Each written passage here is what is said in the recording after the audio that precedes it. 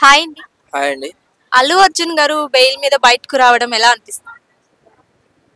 బయటికి రావటం హ్యాపీగానే ఉంది. బట్ ఇది నాయకులు చేసింది, నాయకులు ఏదో కుట్ర చేశారని అనిపిస్తుంది మొత్తానికి. అయితే ఈ ఘటనలో అంటే అల్లు అర్జున్ జైలుకి పంపించడంలో ఎవరో హస్తం ఉందంటారు.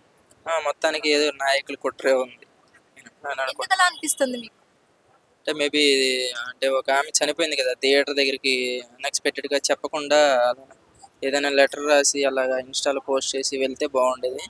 కానీ అలా చెప్పకుండా సడన్గా వెళ్ళాలికి ఫ్యాన్స్ ఆ రియాక్ట్ చూసిన ఆనందంలో తొక్కిసలాట్లో ఒక ఆమె చనిపోయింది.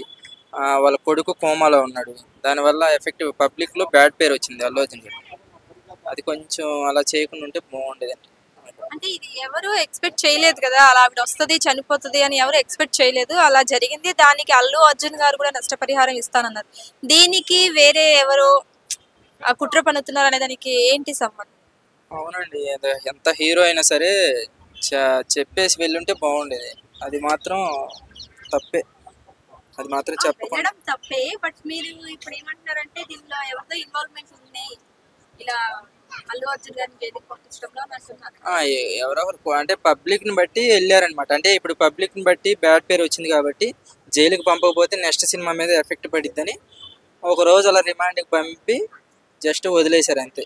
అది కూడా ఒక స్క్రిప్ట్ లాగే అనిపిస్తుంది నాకైతే.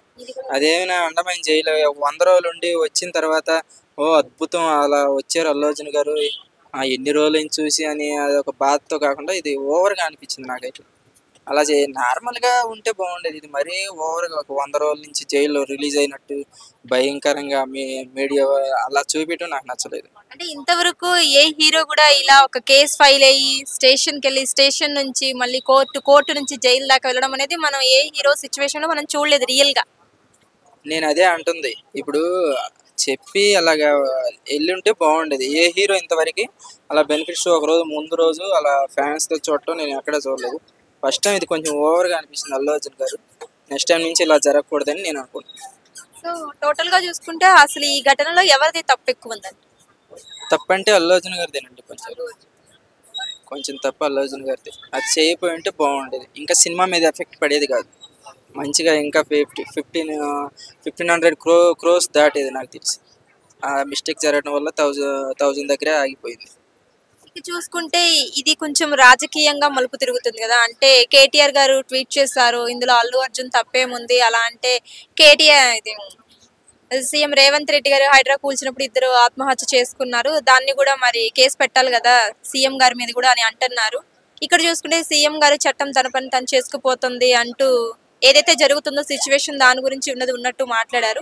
సో దీంతో పొలిటికల్ గా ఏంటి అంటే ఒకళ్ళ మీద ఒకళ్ళు ట్వీట్లు కానీ లేదంటే మనీకి సపోర్ట్ చేస్తున్నట్టు లేదంటే ఇలా మాట్లాడుతున్నారు కదా. దీని ద్వారా ఏమైనా పొలిటికల్ అంటే అల్లు అర్జున్ గారు పొలిటికల్ గా వెళ్ళే అవకాశం ఉందంటారా? ఏంటి అసలు ఏం జరుగుతుంది? ఇప్పుడు సీఎం గారు పుష్కరాలకు వచ్చినప్పుడు 7 మంది చనిపోయారు. అది వేరు. అంతమందిలో ఆ తొక్కిసలాట్లో చనిపోతే అది సీఎం గారి తప్పు కాదు. వచ్చారు వాళ్ళు ఆ మెట్ల మీద ఉన్నారు కాబట్టి జారి పడి ఉంటారు. ఇది అలా కాదు కదా, థియేటర్ దగ్గర అంత వేరియేషన్ ఉండకూడదు. నార్మల్గా చెప్పి వెళ్ళుంటే నార్మల్గా కనపడకుండా పోయి థియేటర్లో చైర్లో కూర్చొని ఉంటే ఫ్యాన్స్ రియాక్ట్ అవ్వరు. కానీ కారు దిగేటప్పుడు అందరికి తెలిసేటట్టుగా అంత ఓవర్గా ఉండేకి ఇలా చనిపోయారు. ఇక్కడ తప్పు అక్కడ తప్పు ఏమీ లేదు సీఎంది. అది రేవంత్ రెడ్డి గారిది కూడా సేమ్ అంతే. ఫైనల్ గా చూసుకుంటే ఇప్పుడైతే బెయిల్ మీద బయటికి రావడం అయితే జరిగింది. కానీ ఈ కేసులో ఏదైనా అంటే నేరం రుజువైతే జైలుకి వెళ్ళే అవకాశం ఉంది కదా పక్కాగా. జైలుకి ఇవన్నీ మొత్తం ఏదో కావాలని అలా చెప్తున్నారు కానీ జైలుకి వెళ్ళే అవకాశాలు ఉండవు, ఏం లేదు. అదంతా పబ్లిక్లో అలా తెలియటానికి, బ్యాడ్ నేమ్ రాకుండా. ఇలా వెళ్ళొచ్చాడు కదా, తప్పు జరిగిపోయింది ఒప్పుకున్నాడు, అంతవరకు అయిపోయిందని అలా చేస్తున్నారు అంతే. అంతవరకు ఇంకా దాన్ని బట్టి ఇంకేం లేదు. ఫైనల్ గా అసలు ఫ్యాన్స్ ఎలా ఉండాలంటారు మీరు? ఈ ఘటనతో ఫ్యాన్స్ ఏం నేర్చుకోవాలి? ఫ్యాన్స్ మరి అంత ఓవర్ యాక్షన్ గా మా హీరో గొప్ప అనకుండా నార్మల్గా అది ఎంత లవ్ ఉన్నా అది గుండెల్లో దాచుకోవాలి కానీ జనాలకు తెలిసేటట్టుగా ఓవర్ చేయకూడదు. అదొకటే నేను చెప్తాను.